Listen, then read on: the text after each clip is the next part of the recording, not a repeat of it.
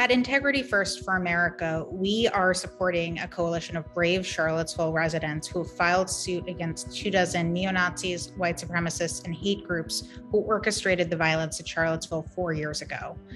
The plaintiffs are 9 Charlottesville community members who were injured in the violence. Some were injured on Friday night, on August 11th. We all remember the visceral feeling we had watching these neo-Nazis carrying tiki torches march on the University of Virginia, where they surrounded a small group of peaceful counter-protesters and kicked, punched, beat them up, threw fuel and lit torches at them. And some of our plaintiffs were there that evening at the Thomas Jefferson statue. It includes, for example, Devin Willis, who is an African-American undergrad at the University of Virginia at the time of the violence, who said he thought he was going to die. Or Liz Sines, who was a second-year law student at UVA at the time, who was also caught up in that violence and injured. Some of our plaintiffs were also injured, of course, on Saturday, August 12th, like Reverend Seth Wispelway, who marched peacefully with other clergy members and was attacked by these white supremacists. And many of our plaintiffs were injured in the car attack itself. You know, the iconic Pulitzer-winning photo of the car going through the crowd. In that photo, you can see our plaintiff, Marcus Martin, sprawled across the back of the car after being hit. He had pushed his then fiancée, now wife, Marissa Blair, out of the way, likely saving her life. Thomas Baker, who you see flipping over the hood of the car in that photo, is another plaintiff in our lawsuit. Natalie Romero, whose skull was fractured in the attack, is another plaintiff.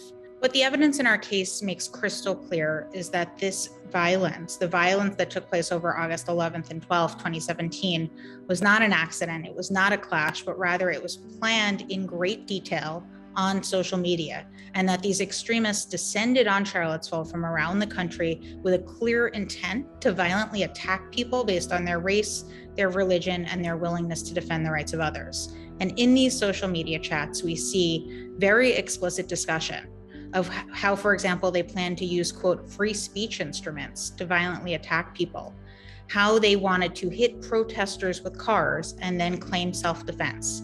And there were these horrific memes of a tractor that they dubbed this protester digester with the intent of hitting protesters with a vehicle. Of course, exactly what happened on August 12th. And so all of the evidence illustrate that, again, they went to Charlottesville with the intent for there to be violence. And of course, violence is precisely what happened. Our lawsuit specifically takes on the 24 individuals and hate groups most directly responsible for orchestrating the violence. These are sadly household names these days, a who's who of the violent white supremacist movement in America. Individuals like Richard Spencer, who was perhaps the country's most famous neo-Nazi for some time, who coined the term alt-right, Matthew Heimbach, Chris Cantwell, Elliot Klein, Jason Kessler, Andrew Anglin, who runs the Daily Stormer, Asmodor Ray.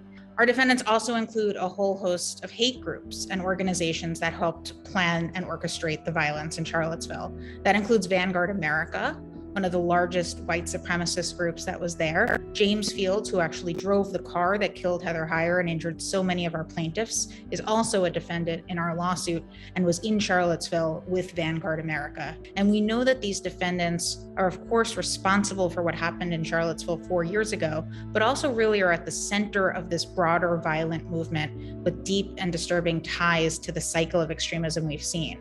So, for example, we know that the Pittsburgh shooter, who killed 11 people praying at Tree of Life congregation 3 years ago, communicated with some of the Charlottesville leaders before his attack. The Christchurch shooter in New Zealand, who killed dozens of Muslims praying in 2 mosques there 2.5 years ago, donated to 2 of our defendants, Richard Spencer and Andrew Anglin, and painted onto his gun a white power symbol that had been popularized by a third, Matthew Heimbach. Christchurch was live streamed on Facebook and in turn inspired the Poway Chabad attack, the El Paso Walmart attack, and of course the ways in which the Capitol insurrection earlier this year so closely followed the Charlottesville playbook and echoed so many of the same tactics, tools, and themes is really sadly indicative of how this cycle of extremism has worked and how central our defendants have been to continuing to perpetuate it.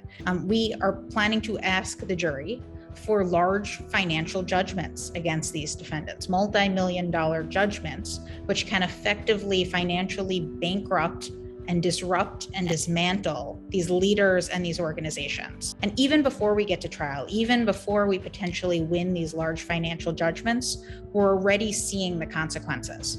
Richard Spencer called our case, quote, financially crippling. And so that is what this is about. It's about making clear that there will be accountability and that you will face large financial consequences, legal consequences, operational consequences, and we will bankrupt, disrupt, and dismantle your organization if you participate in this sort of violence.